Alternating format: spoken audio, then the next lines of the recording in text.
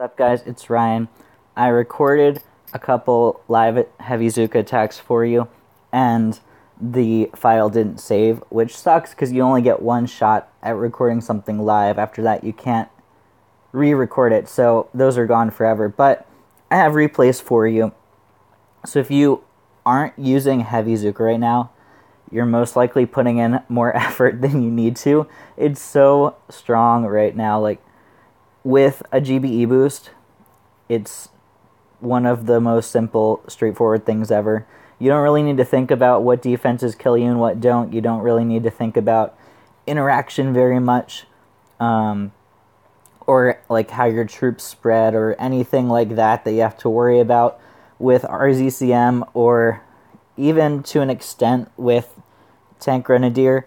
It's really like just, do you have the GBE to pull something off, and do you keep your Zukas alive or not? So this is actually a really, really straightforward base, which is why I was kind of talking through it. 7 boosted ice.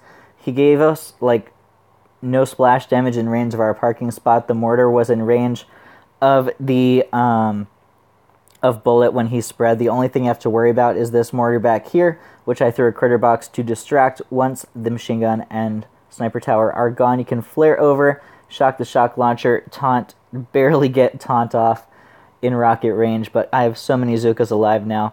I think I farmed up just enough GBE and then flared right down to that shock launcher.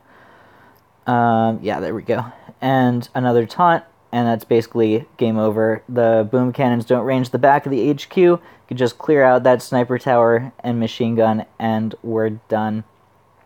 I might have taunted a bit aggressively because I didn't know exactly when my taunts were wearing off. I'm not good at counting numbers. I'm only really good at counting Zuka salvos, so when they spread funny, I do it a little bit early. I'll have to work on that. But easy takedown. This is not the best anti-heavy Zuka layout, even though it had a 7 boosted ice and a lot of the things you normally see leaderboard bases have. It looks very anti-Tank Grenadier with how much splash is up front. Anyway, moving on. The next two are a bit more challenging. I'll scroll down to find these. I think that one I got on my second try. This one was like third or fourth try. This was a layout that used to be popular and is kind of faded away a bit and is slightly coming back. This statue wore out as I was attacking in my first try, I think, which is really funny. So, same thing, walk up here. He puts the armory up against it. So there's no like easy parking spot because you want to be in range of the shock blaster, but you need bullet to go left of the armory so that that machine gun will target him, which was the hard part for me. I kept getting him going right or starting to go left and then looping back around the armory and just like peeking when he was right next to the Zukas, and everyone just died, so that was embarrassing. Once I got up here, my flare was very low, so I did use a regroup flare here, which I don't normally do, just to make sure that I got the separation and stayed out of range of that mortar as long as I could. I did use a critter box for it because I had to get that boom cannon, but you can save it. If you use one early, they'll all die, and then you'll have to use another. Even that one might have been a tiny bit early, but all worked out. I threw a medkit because bullet was getting grouped up with the Zukas, then shock and flare over. Nothing died to the mortar, which I'm happy about. This shock launcher is really low, so I like to flare this mortar, I believe, to make sure that I can get in range of everything that my Zukas spread in a way that's conducive to killing the other stuff. Again, I'm not very comfortable with my taunting, so I kind of am aggressive with shocks and taunts at the tail end of attacks, which usually I can afford by that point, because I don't need like the actual like cut the exact seconds of time kind of thing. Anyway, that one also pretty standard. It's the same attack every time, really. It's just you change like minor little things based on the building placement. And you just have to be aware of a couple key points, like where your ground flare is,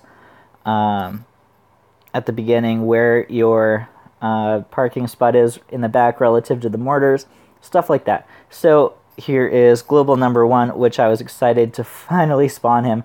He's gotten me so many times, like every day, every other day he keeps getting me, and I finally got him again. And his base hasn't changed really, so it was super easy. I think this was 2 tries. One time I made it through the whole attack, and then I used a taunt at the very end to get the shock launcher, and the shock launcher fired in spite of the taunt, which was so annoying because I get that taunt doesn't work all the time, that it's kind of bugged still, but it's so much nicer when it bugs at the beginning of an attack so that I don't have to sit there for the whole time only for it to like break on me.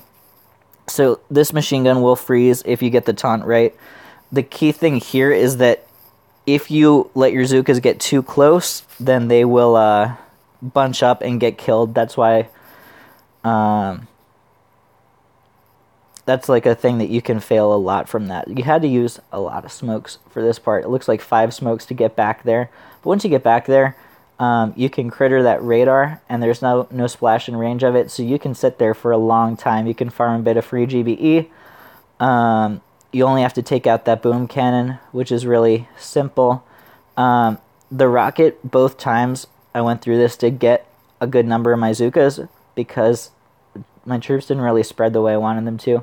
This time I actually shocked the shock launcher really early on to try to prevent that. It didn't really work too well.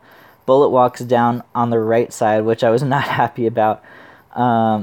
Get a couple Zookas killed by that flamethrower because I'm not close enough, but kind of get there in the end. And I have a good number of Zookas still, so I'm good. And I have so much GB, like always, with this tribe cycle. And his shock launchers are actually really easy to get once you get to the back here. They're very far back set, and there's not a lot between them and the rocket. So it was really easy to get to those.